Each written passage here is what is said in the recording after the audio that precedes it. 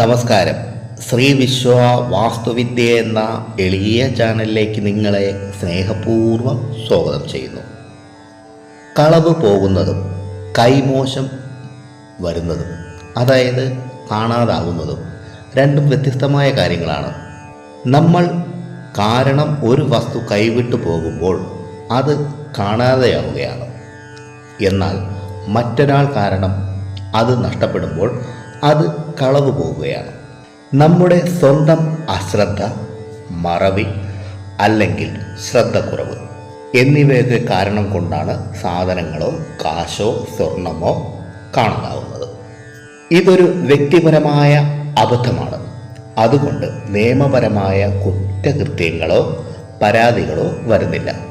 പ്രതീക്ഷിച്ച ഇടത്തിൽ നിന്ന് കിട്ടിയില്ലെങ്കിൽ നന്നായി തിരഞ്ഞാൽ അല്ലെങ്കിൽ വീട് വൃത്തിയാക്കുമ്പോൾ പലപ്പോഴും നമ്മുടെ കാണാതായ സാധനങ്ങൾ തിരികെ കിട്ടാറുണ്ട്, അല്ലേ? കളവ് പോകുന്നതും കാണാതാകുന്നതും തമ്മിലുള്ള വ്യത്യാസം കൂടുതലൊന്നും പറയേണ്ടി വരില്ല. എങ്കിലും ഒരു ഉദാഹരണം പറയാം. നിങ്ങൾ ഒരു ബസ്സിൽ യാത്ര ചെയ്യുമ്പോൾ നിങ്ങളുടെ മണി പേഴ്സ് പോക്കറ്റിൽ നിന്ന് സീറ്റിലേക്ക് പോയി. നിങ്ങൾ അത് അറിഞ്ഞതുമില്ല. ഇത് ഇവിടെ നിങ്ങളുടെ അശ്രദ്ധയാണ് കാരണം. നിങ്ങൾ ബസ്സിൽ തിരക്കിനിടയിൽ നിൽക്കുമ്പോൾ നിങ്ങളുടെ പോക്കറ്റിൽ നിന്ന് ഒരാൾ തന്ത്രപൂർവം കവർന്നു പോകുന്നു. ഇവിടെ മറ്റൊരു വ്യക്തിയുടെ കുറ്റകരമായ പ്രവൃത്തിയാണ് കാരണം. സാധനങ്ങൾ അടിക്കടി കാണാതാകുന്നത് പലപ്പോഴും നമ്മെ തന്നെ ദേഷ്യം പിടിപ്പിക്കുന്ന കാര്യമാണ്, അല്ലേ? ശാസ്ത്രീയമായും മനഃശാസ്ത്രപരമായും നോക്കിയാൽ ഇതിന് പിന്നിൽ പ്രധാനമായും ശ്രദ്ധക്കുറവും നമ്മുടെ ശീലങ്ങളുമാണ് കാരണം. നമ്മുടെ പക്കൽ നിന്ന് സാധനങ്ങൾ കൈവിട്ടു പോകുന്നതിന് പിന്നിലുള്ള പ്രധാന കാരണങ്ങൾ എന്തൊക്കെയെന്ന് അല്പം പറയാം. ഒന്നാമത്തേത്, മറ്റെന്തെങ്കിലും ആഴത്തിൽ ചിന്തിച്ചുകൊണ്ട് കയ്യിലിരിക്കുന്ന സാധനം എവിടെയെങ്കിലും വയ്ക്കുമ്പോഴാണ് ഇത് സംഭവിക്കുന്നത്. ഉദാഹരണത്തിന്, ഫോണിൽ ആരോടെങ്കിലും സംസാരിച്ചുകൊണ്ട് വീടിൻ്റെ താക്കോൽ ഡൈനിങ് ടേബിളിലോ ഫ്രിഡ്ജിൻ്റെ മുകളിലോ വയ്ക്കുന്നു. ആ സമയത്ത് നമ്മുടെ മനസ്സ് ഫോൺ കോളിൽ ആയതുകൊണ്ട് താക്കോൽ വെച്ച കാര്യം നമ്മുടെ തലച്ചോർ രേഖപ്പെടുത്തില്ല. മെമ്മറി എൻകോഡിംഗ് നടക്കില്ല. രണ്ടാമത്തേത്, കൃത്യമായ സ്ഥാനം നിശ്ചയിക്കാതിരിക്കൽ. പല സാധനങ്ങൾക്കും വീട്ടിൽ കൃത്യമായ ഒരു സ്ഥാനം ഉണ്ടായിരിക്കില്ല. വാച്ചും പേനയുമൊക്കെ കാണുന്ന ഇടത്തിൽ കൊണ്ടുപോയി വയ്ക്കുന്ന സ്വഭാവമുണ്ടെങ്കിൽ അടുത്ത തവണ ധൃതിയിൽ അവ ആവശ്യമായി വരുമ്പോൾ എവിടെയാണ് തിരയേണ്ടത് എന്ന ആശയക്കുഴപ്പം ഉണ്ടാകും. മൂന്നാമത്തേത്, നമ്മുടെ തലച്ചോറിന് ഒരേ സമയം ഒന്നിലധികം കാര്യത്തിൽ ശ്രദ്ധ കേന്ദ്രീകരിക്കാൻ കഴിയില്ല. പാചകം ചെയ്യുന്നതിനിടയിൽ ആരെങ്കിലും വിളിച്ചാൽ പേഴ്സ് എവിടെയോ എടുത്തു വെച്ചാൽ പിന്നീട് ഓർക്കാൻ പാടായിരിക്കും. നാലാമത്തേത്, അമിതമായ ജോലിഭാരമോ മാനസിക വിഷമമോ ഉറക്കക്കുറവോ ഉള്ളപ്പോൾ നമ്മുടെ ഓർമ്മശക്തിയും ശ്രദ്ധയും കുറയും. ഇത് സാധനങ്ങൾ എവിടെയാണ് വെച്ചത് എന്ന് പെട്ടെന്ന് മറന്നുപോകാൻ കാരണമാവുന്നു. ഇനി ശ്രദ്ധിക്കേണ്ട കാര്യങ്ങൾ കൂടി പറയാം. അതിനുശേഷം കാണാതായ സാധനങ്ങൾ കണ്ടെത്തുവാനായി ജപിക്കേണ്ട മന്ത്രത്തെയും പറഞ്ഞുതരാം. ഒന്നാമത്തേത്, ഡിസൈഗ്നഡ് സ്പോട്ട് അഥവാ സ്ഥിരമായ ഒരിടം. താക്കോൽ, വാലറ്റ്, ഫോൺ തുടങ്ങിയ പ്രധാനപ്പെട്ട സാധനങ്ങൾ വയ്ക്കാൻ വീട്ടിൽ ഒരു നിശ്ചിത സ്ഥാനം നിശ്ചയിക്കുക. 2, പുറത്തുനിന്ന് വന്നയുടൻ തന്നെ സാധനങ്ങൾ അതിൻ്റേതായ സ്ഥാനത്ത് വയ്ക്കാൻ ബോധപൂർവം ശ്രമിക്കുക. മൂന്നാമത്തേത്, ഒരു പ്രധാനപ്പെട്ട സാധനം വയ്ക്കുമ്പോൾ, ഉദാഹരണം, ഞാൻ ആധാർ കാർഡ് ഈ ഡ്രോയറിലാണ് വയ്ക്കുന്നത് എന്ന് മനസ്സിൽ ഉറപ്പിച്ച് പറയുക. ഇത് ഓർമ്മയിൽ നിൽക്കാൻ സഹായിക്കും.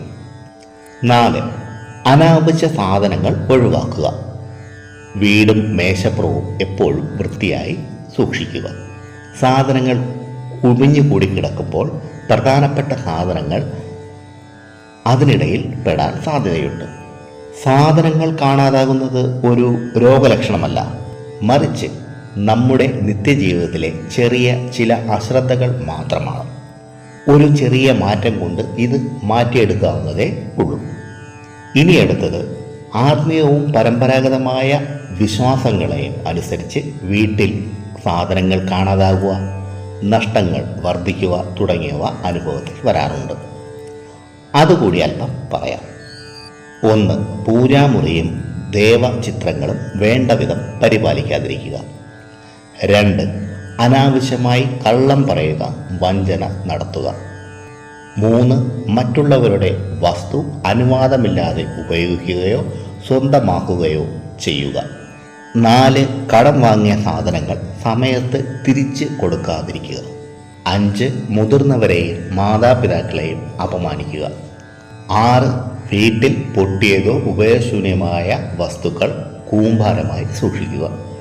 ഇക്കാര്യങ്ങൾ കൊണ്ടും ഭവനത്തിൽ സാധനങ്ങൾ കാണാതാവുകയും നഷ്ടങ്ങൾ വർദ്ധിക്കുകയും ചെയ്യാറുണ്ട്. ഇനി ആ മന്ത്രത്തെ പറഞ്ഞു തരാം. കാണാതായ വസ്തുക്കൾ തിരികെ ലഭിക്കാനായി ഹൈന്ദവ വിശ്വാസപ്രകാരം ഏറ്റവും ഫലപ്രദമായി കരുതപ്പെടുന്ന ഒരു മന്ത്രമാണ് ഇനി പറയാൻ പോകുന്ന കാർത്യവീരാർജുന മന്ത്രം. മന്ത്രം ഇതാണ്: കാർത്യവീരാർജുനോ നാമ രാജബാഹു സഹസ്രവാൻ അസ്യ സ്മരണാദേവ ഹൃദം നഷ്ടജ ലഭ്യതേ. ഒരിക്കൽ കൂടി കേട്ടോളൂ. കാർത്യവീരാർജുനോ നാമ രാജബാഹു സഹസ്രവാൻ അസ്യ സ്മരണാദേവ ഹൃദം നഷ്ടജ ലഭ്യതേ. ഈ മന്ത്രത്തെ ഭക്തിയോടും വിശ്വാസത്തോടും 3 മുതൽ 5 തവണ വരെ അല്ലെങ്കിൽ 108 തവണ ജപിക്കുന്നത് നഷ്ടപ്പെട്ടവ കണ്ടെത്താൻ സഹായിക്കുമെന്നാണ് വിശ്വാസം.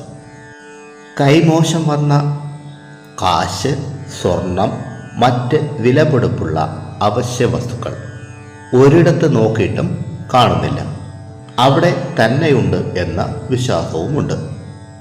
ഈ അവസരത്തിൽ ഈ മന്ത്രം ഉപയോഗപ്രദമായിരിക്കും. വസ്തുക്കൾ തിരയുന്നതിനോടൊപ്പം തന്നെ ഈ മന്ത്രം ചൊല്ലുന്നത് ഉത്തമമായിരിക്കും. പ്രിയരെ, ഈ അദ്ദേഹത്തിൽ പറഞ്ഞ കാര്യങ്ങൾ നിങ്ങൾക്ക് പ്രയോജനപ്പെട്ടു എന്ന് ഞാൻ വിശ്വസിക്കുന്നു. ഇഷ്ടമായെങ്കിൽ ലൈക്ക് ചെയ്ത് എന്നെ അറിയിക്കുക. നിങ്ങളുടെ ഇഷ്ടദേവൻ്റെ പേരൊന്ന് കമൻറ്റ് ബോക്സിൽ എഴുതുക. മറ്റുള്ളവർക്ക് പ്രയോജനപ്പെടുന്ന രീതിയിൽ എന്തെങ്കിലും ഉണ്ടെങ്കിൽ ഷെയർ ചെയ്യാനും ഈ ചാനലിലെ പഴയ വീഡിയോകളും കാണുക.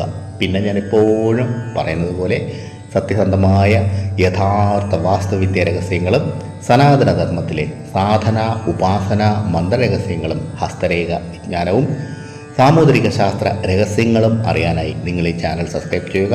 നിങ്ങൾക്കെല്ലാവർക്കും സർവേശ്വരൻ്റെ അനുഗ്രഹം ലഭിക്കാനായി ആത്മാർത്ഥമായി പ്രാർത്ഥിച്ചുകൊണ്ട് നിർത്തുന്നു. നന്ദി, നമസ്കാരം.